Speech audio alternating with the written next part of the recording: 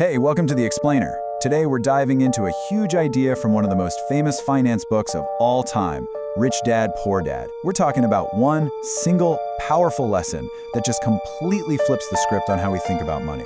It's a rule that's so simple, once you get it, it could honestly change your financial life forever. So Robert Kiyosaki kicks things off with his pretty bold claim. But think about it, right? We spend more than a decade in school learning about, well, everything except the one thing we all have to use every single day, money.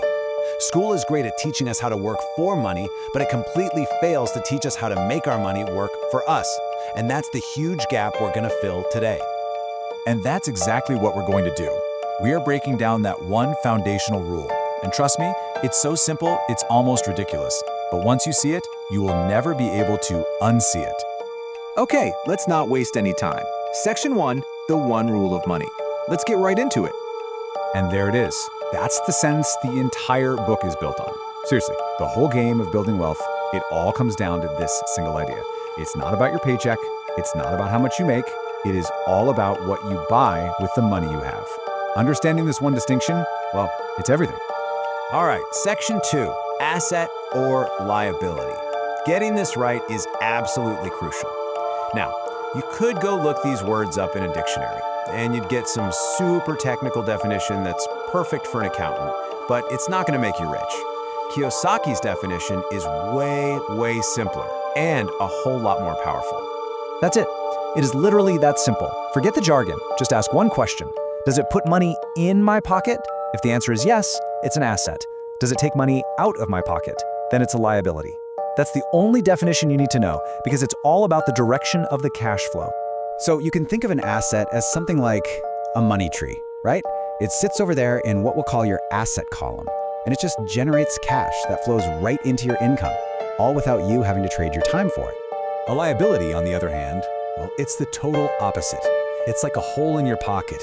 It sits there creating expenses that are constantly sucking money away from you.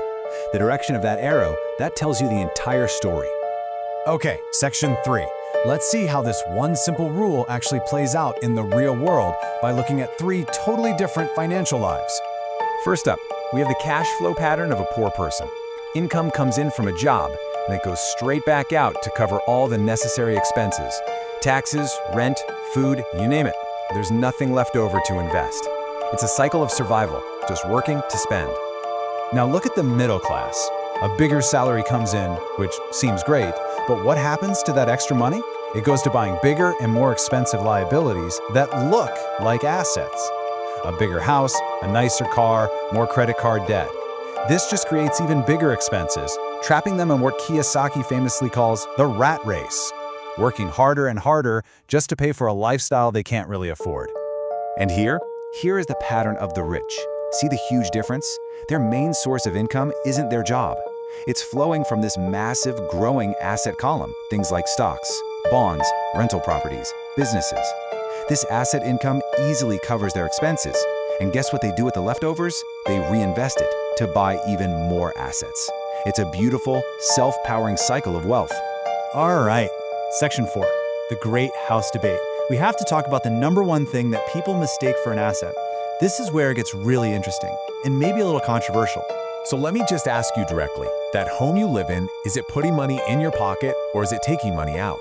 I know everything we've ever been told screams, it's your biggest asset, but let's apply that super simple cash flow rule we just learned. According to Kiyosaki's rule, your primary residence is a liability, period.